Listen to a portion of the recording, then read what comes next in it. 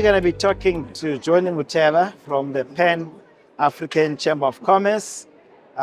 He's bringing a new venture and a new journey from South Africa to Ghana, and he's talking about building the skills of the future through Gauteng and throughout Africa. Let's welcome you to BRICS Africa channel. Thank you so much for having me. Tell me why and the motive and your journey, how you started off thinking of, we're going to have a university that teaches new skills.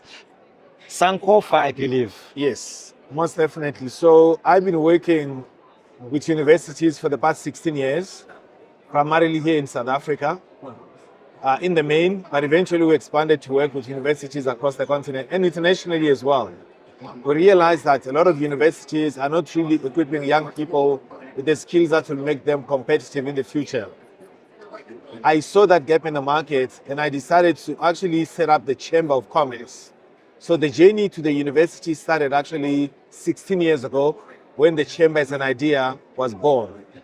Out of working as a chamber with a number of institutions, other chambers of commerce, business networks, professional associations, we realized that we need to empower young people because people are talking about Africa being the future, but where are the youth of Africa in that future?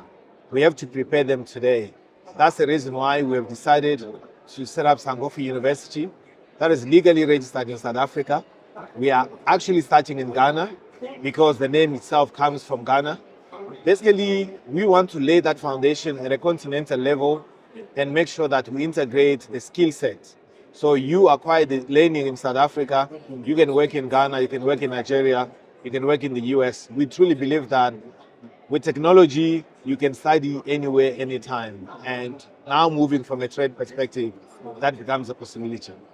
The Premier spoke about his vision of 3 priorities, and one of them is certainly skills and skills of the future. Sure. There's a talk about smart cities, and I ask myself, who's going to be the maintenance person in this smart city when it's finished and built? Sure. I think what I heard actually from the Premier that you are, greatly saying here is that without these skills, we cannot compete. It is about being competitive, but also being able to provide the foundation that the private sector will need, because businesses will require a skilled workforce.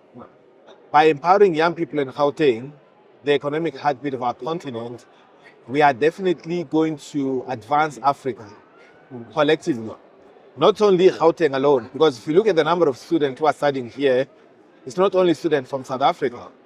We have a very big number of students from Nigeria, from Kenya, from Zimbabwe, Eswatini, Lesotho, coming to Gauteng to study. Imagine what can now happen when they're empowered here and given a platform to apply that knowledge in the global marketplace, not only within the African continent. So the future of technology, the future of skills, the future of employment, the future of the world basically lies on skills that are developed today, especially empowering young people for them to become their own bosses or be employable, because we know we have a problem of youth unemployment. So as they acquire the skills, they can be sitting in Gauteng but work for a company based in India or in Silicon Valley. And what type of funding model? Normally, tertiary education in Southern Africa is quite expensive. And now you are talking about the highest demand of smart skills. Yeah. How do young people engage?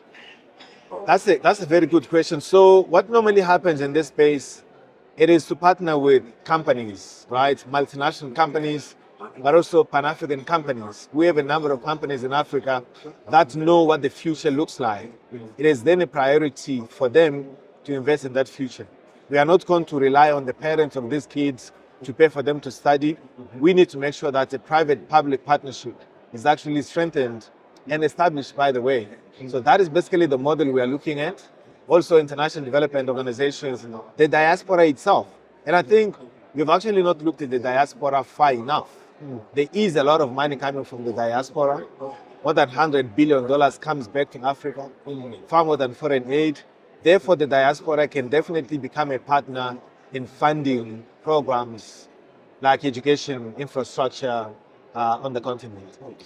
And are you in conversation at all with the BRICS countries in terms of partnership and integrating it to also fund or partner with you? Most definitely. So we have engaged only Russia so far. We had a meeting with the Russia trade mission, actually not far from here. The conversation with them was around mining and energy, but also around healthcare. We have the Pan-African Medical School that is going to be under Sankofa University, but we're also setting up the Pan-African School of Mining and Energy. Because if we are setting up a university in 2026, we have to make sure that this university empowers Africans to understand what we have. You cannot protect what you don't know you have. Therefore, the conversation with the government of Russia is looking at the possibility of a partnership and collaboration between Sankofa University and the St. Petersburg University of Mining. It has been around since 1770 something. It's one of the oldest mining universities in the world. So we would love to have that knowledge to exchange. We don't have to start from scratch.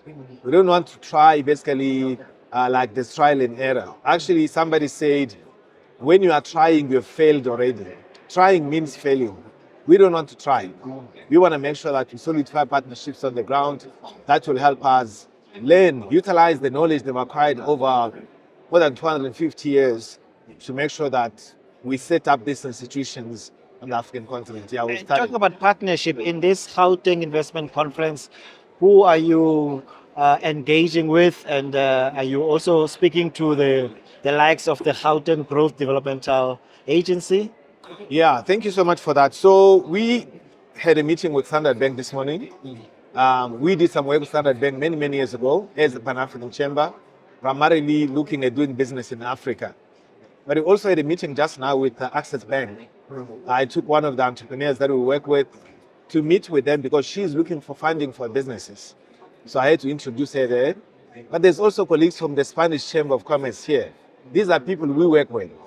We have a partnership signed with them, primarily around energy, information exchange, knowledge exchange, and of course investment as well from their government. So we have had so many conversations this morning with a number of players. I was talking to the Embassy of Gabon earlier on also today. It is not just the private sector that we're talking to. We are talking, and the Embassy of Guinea as well. My friend works there. We spoke actually earlier on today. So when we come to these events, it is also about strengthening partnerships, collaboration, but also making sure that people know exactly what we have coming up. You know, like now we're talking about this university that is going to come up on the at a continental level, and also in South Africa, like in Ghana, you know, in Nigeria and other countries. Yeah, we're here for that. Well, Johnny, thank you for joining us on BRICS Africa channel. We will definitely partner with you and carry the message throughout Africa. Thank you so much for having me.